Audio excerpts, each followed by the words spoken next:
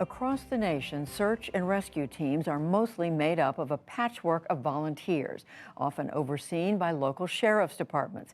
But many of these teams are now struggling to keep up as more Americans than ever are hitting the outdoors. Special correspondent Christopher Booker reports from Colorado.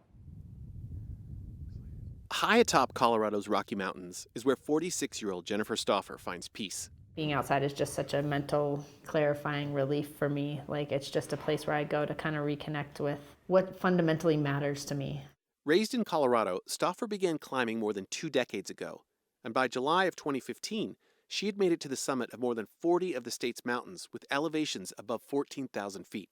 They're collectively known as the 14ers. I was 10 weeks pregnant at the time. My doctor had cleared me to hike till I was 20 weeks pregnant, and I was on a mission to check off some more 14ers before I had a kid in my life. That mission brought her and her climbing partner Adam to the summit of Crestone Peak in southern Colorado. But shortly after this photo was taken, as Stauffer was making her descent, she slipped on a patch of ice and fell headfirst down the mountain, tumbling 250 feet before coming to a stop on these rocks.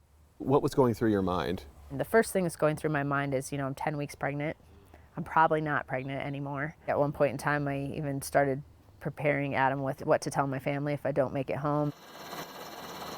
They were able to get a call out to 911, dispatching Custer County Search and Rescue.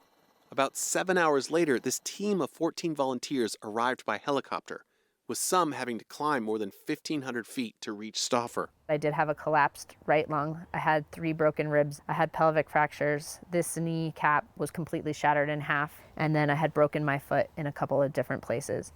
But unbelievably, you were still pregnant. I was still pregnant, yes.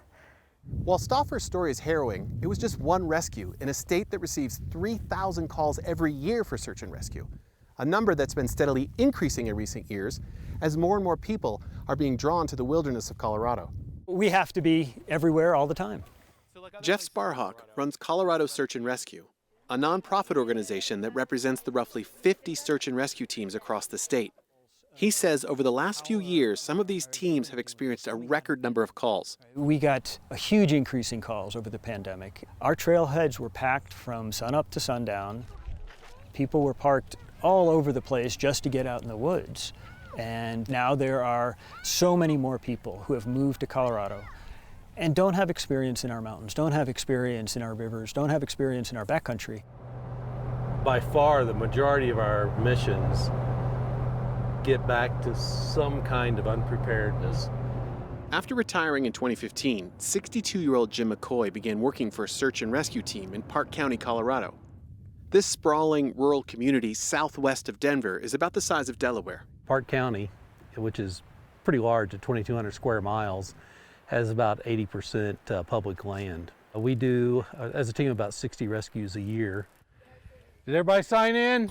On a recent Saturday morning, much of McCoy's 38-person team was here on one of 7 field trainings members must complete every year. The purpose of today's exercise was for us to practice a high-angle rescue. So we had a climber who was stranded on a vertical face and injured. Down slow. Down slow. It's probably about the most difficult rescue we do. The most technical thing we do probably requires about the most gear of anything that we do. Subject being secured with webbing. What do you think people don't understand about what you do? One of the biggest misconceptions about us is that we get paid. Everyone on the team is a volunteer, the entire team. Each individual has to provide their own gear, their own gas. One study found that the average search and rescue volunteer in Colorado spends more than $1,500 a year. And this is how it is throughout much of the country. Almost 99.9% of all search and rescue in the United States is done by volunteers, local stewards in their communities. They pay for their own equipment. They pay for their own training. Chris Boyer is the executive director of the National Association for Search and Rescue. He says that even national parks rely on volunteers in some cases. A few national parks have specialty teams, like in Yosemite. Parks that have specialty environments usually have a half dozen or so specialty rangers, but they still all rely on volunteers to do the heavy lifting. I think overall, at a nationwide level, we have a system that is broke. And in Colorado, a state where outdoor recreation is a multi-billion-dollar industry, it's especially glaring. We need to figure out a way that the outdoor recreation industry, the tourism industry, all of those who are benefiting from this are to some degree supporting it, right? In some weird way, you can look at us as this safety net or maybe kind of an insurance policy for this entire industry.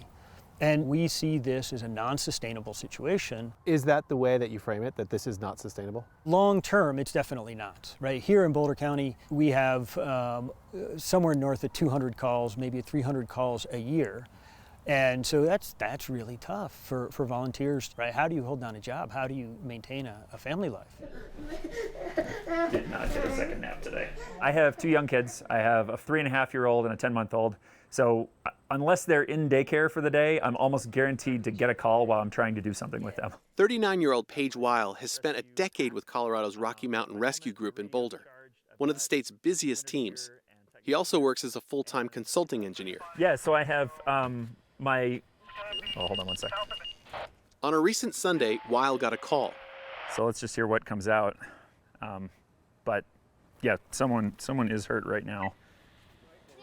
Within a few minutes, he and his wife Jess and their 2 kids all were racing toward a hiking trail just outside of downtown Boulder. All units responding on. We're responding to an 80s female who fell and hit her head. It sounds like she's injured and can't walk, so we'll probably have to carry her out. I sort of have made it a priority in my life. Once I make that decision to respond, everything's out the window. I'm gonna get my gear and get it going. I text my wife, I let her know. I will cancel meetings if I have them scheduled for work, or I'll let my supervisor know. And then immediately my mind is sort of in rescue mode. I realized a few years into it how much of a commitment it was for me as a partner, as a spouse, as a mom. It is a sacrifice. 1, 2, 3. Get your back. Like many search and rescue teams across the nation, the Rocky Mountain Rescue Group relies heavily upon donations to do this work. They also receive some state and local funding. We're a team of approximately 80 volunteers. Our annual operating budget for our group is around $80,000 for the whole team for the entire year. Help protect our state with the $29 Keep Colorado Wild Pass. Starting in 2023, Colorado residents will be asked to voluntarily buy a Parks Pass when they register their cars. Officials here say the legislation, which passed last year, could generate about $2.5 million in additional funding for search and rescue teams.